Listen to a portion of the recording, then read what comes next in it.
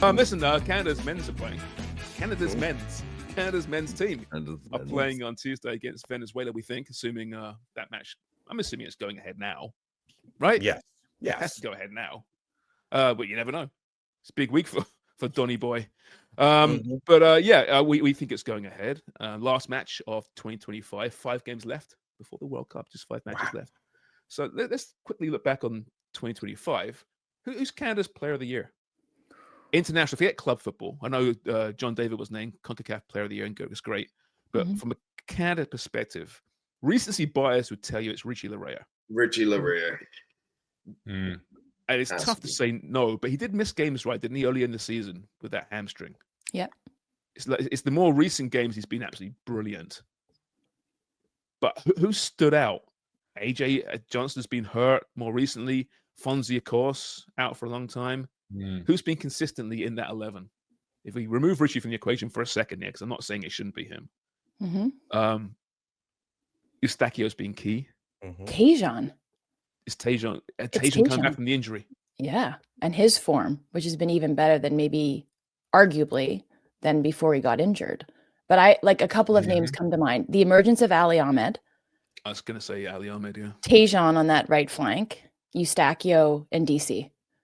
I would say it would be between those guys because I think Richie deserves a shout and recency bias would say that he is. But like the balance of the calendar year, he was less influential and just not even involved in the beginning of the year. But I'd say it's between those guys. You agree, Jimmy?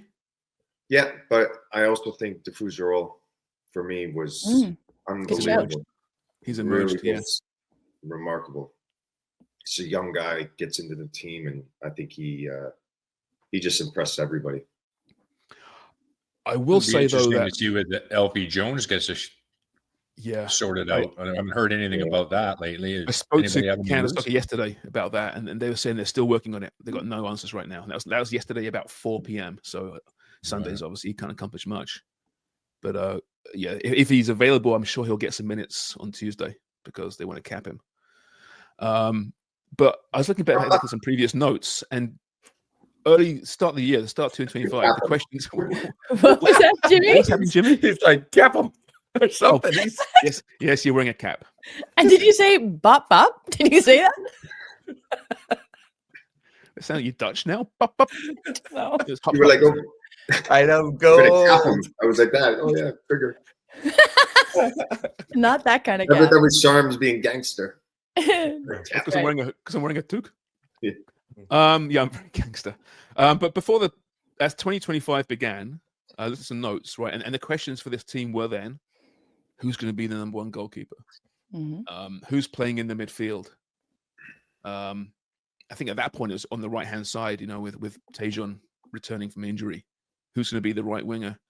Centre backs, I think that was kind of set in stone. We thought with Moyes and DC, I think probably still is. But I have those questions. Who's going to partner John David up front? Yeah, but John David, we haven't even mentioned him. I know, right? But those questions from January haven't been answered in a year. Yeah. All those questions outside of Tajon are still up in the air. Who's going to partner John David? Assuming John David's going to be the man up front for Canada.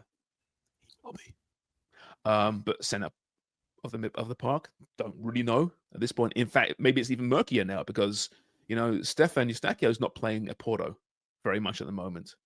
Can't see it. I think he's a bit like John David. He'll start regardless, I think. But goalkeeping, we don't know. In fact, with Owen Goodman on the scene now, maybe there's a little spanner in the works there. Perhaps he can make a bit of a move to shock us all by the World Cup, Craig. You never know. Playing very well for Huddersfield right now, 21 years of age. A guy that Jesse Marsh didn't think he could get just 6 months ago. But a guy that took it upon himself. He even hired his own lawyer to make this thing happen. And I had brief words with him on training this week. He is a big boy. Holy shit.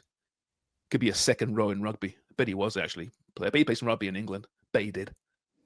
And snooker and darts. You're slowly falling in love, aren't you? He's a unit. Got stars in your eyes. He's a unit. And he has a unit. What about his unit? He has quite a package. That's not what I was referring to. No package. But I mean, Greg, do you ever see next few months. He's playing all winter, assuming Dayne stays in MLS and isn't playing for a couple of months. Assuming Max stays in MLS and isn't playing. If Owen Goodman is playing week in and week out and stays starting for Huddersfield, which is a good team in a decent league, is there a story, a play here where we're talking about 3 guys fighting for one spot? Perhaps, but I think it would have to go sideways for Dayne Sinclair for him not to start at this point. In my opinion, it's so late in the game that even if he gets his chance, it's like just his the amount of games that they have left. So few games that how do you build that relationship with the players in front of you, like Dayne and Max have had that opportunity over and over again with numerous different back lines, and to be fair, Dayne's done very well with that. So goalkeeper of the year in MLS, I just don't see that changing unless something drastic happens. But I mean, we know things can happen and injuries and whatnot. So you never say never, but that would be my view on it right now. But for the future, another strong candidate for a starter for us. And those 1 and 2 guys, like, do we give any credence to the rumors about Max to TFC? And then if that happens, is he in better stead to maybe make a shout for that number 1? And does Dayne feel the pull for us to Europe because he's out of contract in Minnesota? Or does he think the sensible thing, the more pragmatic approach is to stay in MLS where I've been dominant? Well, that's something they'll have to decide. But I mean, if he does get a call from a European club and they're willing to double his wages, and there's that in play too, which is his bread and butter is club football. We have to remember that. That's we love international football, but it's your club football that's going to pay the bills, and we have to really look after. So I'd like to see him get a shot in Europe somewhere, but MLS is a good spot for him. But most years, if you're Dayne Sinclair, most years this would be a good year to move on and to maybe fight for a spot in Europe, because you're goalkeeper of the year. You've gone on a good playoff run, no matter what happens now. Minnesota playing against San Diego, I think, isn't it? San Diego, sorry, the next round. He's done the job this year. It's a great time to move at his age as well. But it's a World Cup year, and you want to guarantee that you're starting somewhere. Right? So, Jimmy, could you still be lured over there? Or do you is minutes more important than money is kind of my point right now? I mean, ideally, you want both, don't you? You want to play and get your money. Yeah. But for Dayne, it's going to be a difficult situation for him. Yeah, look, if he does go to Europe, is he going to be a number 1? He knows he's going to be a number 1 at Minnesota. That's his job. And if he does go to Europe, then he's got competition.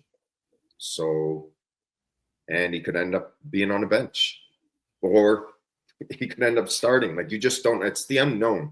But it's a difficult decision that you've got to make as a player. What's best for you and what's best for your career. And it's going to be a hard one for everybody because you're going into a World Cup year. If there's no World Cup year, I think he's saying, look, I'm going to Europe. I'll see you later. But so I think, yeah. So it's more of a gamble now, Jimmy, just given the timing of it, that they're headed into a World Cup in 6 months.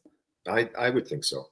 Yeah. I would think so, because look, let's be honest. I think Dayne is the number 1. Jesse likes him. I think he's the one that's going to be starting the World Cup. And that's going to be on Dayne's mind, is thinking, I know I'm going to be the number 1. I'm going to start, but I need to be playing. And if I can stay in MLS, I know I'm going to be playing week in and week out. And then after the World Cup, then he can go. But then if I'm his agent and I sign a new deal in Minnesota, I want to get a clause. Yeah. Right. That I can leave after a World Cup for a certain fee.